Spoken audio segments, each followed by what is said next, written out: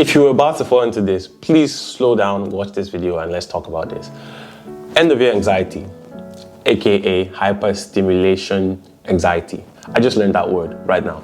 Well, not right now, but you get the point. When I was building this video up, personal story here. For the past 2 weeks, I've been in a very different headspace from how I've been throughout the year.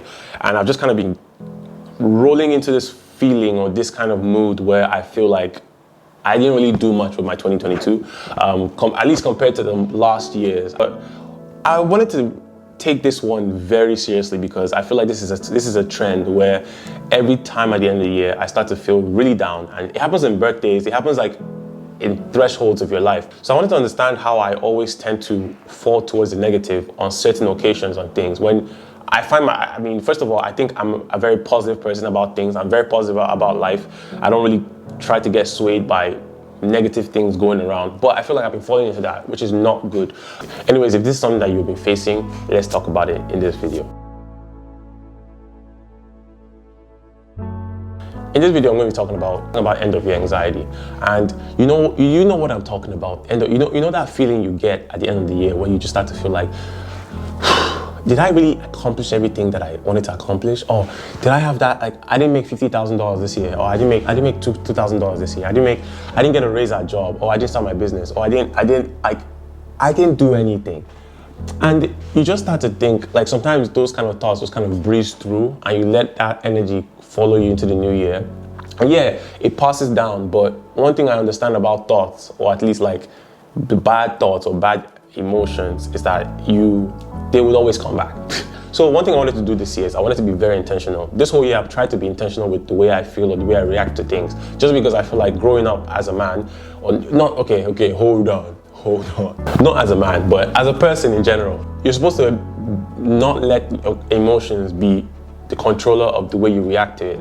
I had this conversation with my mom. It's literally moving all the time. Your emotions always change, but it's always important that you don't make a permanent decision of an emotion that keeps moving. Say you get in an argument with your sister or something, and obviously in that moment, you like the other person you're in an argument with, your sister or your brother, you might say some things that will hurt you, and then in that moment you're pissed off, but then because that is a changed emotion, you then react and say something that causes a permanent wreck.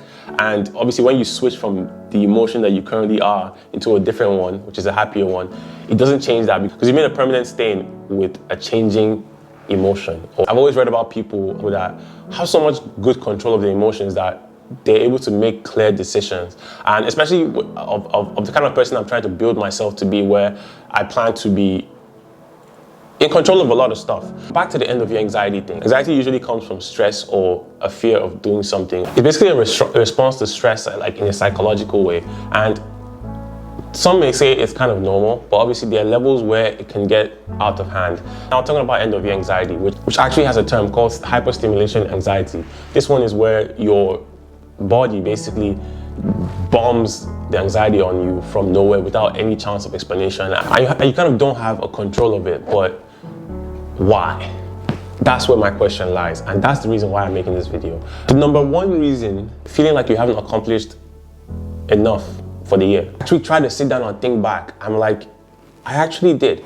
And this is actually interesting because in the past 2 weeks, I've been going through my own hyper stimulation anxiety. And in that moment, I decided I wanted to, you know what, let me look back in my journals, because I tend to write a lot, and I tend to write like goals and things that I want to accomplish by a certain age, by a certain time frame. And like I decided, okay, you know what, let me go back into my journal. And these are the things that I said I was going to do in 2022. So one of the things that I wrote was I wanted to finish business school with a very good grade. And I look back at myself and I'm like, okay, on this list, I have at least like 4 or 5 things ticked off. But because I've gone through my whole year, and in the whole year, the same mood you had in the start of the year isn't the same mood you're going to end it with. And I thought to myself, I was like, wait, you've actually done the things that you said you wanted to do, but the problem might just be that as the year goes by, you tend to add on new goals for yourself that may be a little bit of a pack on that year when you've already kind of started the year trying to achieve a certain number of goals. So even though you hit those goals, they feel like old goals. So I just thought to myself, I was like, okay, let me look at my other notes and see other stuff that I've actually written throughout the year as goals that I want to achieve. And I started to see some other outlandish things I want to achieve. And I didn't think to stop and be like, hold on, you achieved what you wanted. Actually, like, this is the time where you're supposed to be counting your blessings, not discounting your blessings. This is a problem because this is what you do every single year. So why? So I literally wrote down in my journal, why do I feel like this every year? And this is an important question I feel like we must all ask ourselves, because doing a self-audit on yourself is very important. Because another thing is, your New Year's resolution might be a little bit too much in it. I think this is called like the brain bullshit theory. And I call it the brain bullshit theory because I watched a video from Grant Cardone, and that's the perfect example. You know, sometimes when we say like the first 3 months of the year, I'm going to be at the gym 5 times a week. When you don't go to the gym currently, but I'm going to be at the gym 5 times a week. I'm going to get this big, and you do all the like mood boards and everything. The thing is, like, if you do a very serious self-audit on yourself, you go back and you be like, bullshit. Or some part in your brain is calling bullshit on that, because even you know that even though you can achieve those things, these things are long-term things that you're kind of squeezing to look at in the short term. And your brain automatically does not understand that. So because your brain has no vision of it because you don't do those things. So I tend to do this a lot where I'm like, oh, I want this, or this is what I want, this is what I want to achieve. But it's like, Ben, like, you haven't even started stepping and you're trying to run. So the ways I'm going to manage this thing, and you can do this or you can take notes of this or whatever. Number one, doing a fresh audit on yourself. Deeply inspecting yourself, basically. Like, write down the things that you want to achieve and write down the skills that you have currently and the skills that you don't have, that you need to achieve these things, and basically look at what you want to do. When I first got my architecture job, I think I was in second year of university in America. It was the biggest realization moment for me because that job made me realize certain things that you need to do to get certain things you want, and I'll explain. Going into this job, they gave me everything to do because I showed I could do one thing, but over-exaggerated the other things that I could do, which is a problem. And after that job, like, I got the worst reviews from my supervisor. I instead of feeling bad about that, I feel like I went to my notes, and if I find the notes as well, I'll put it up somewhere. I don't know.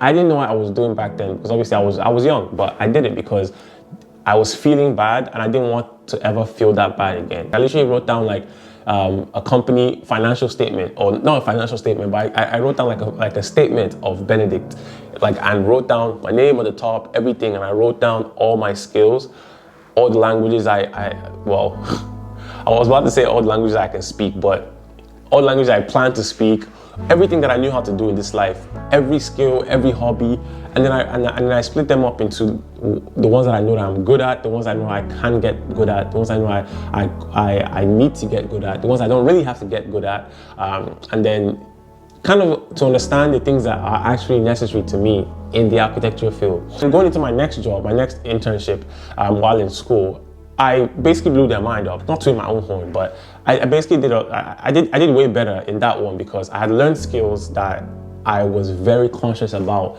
in my past jobs that helped me to be better in this new job. Relating it back to this end of year thing, at the start of the year, you have this God confidence where you're like, it's the start of the year, I'm going to be in the gym January 1st, I'm going to be on time at work, I'm going to be grinding, and then by like March, all that stuff just kind of like washes off, and then you start to feel bad about it, like getting close to the end of the year.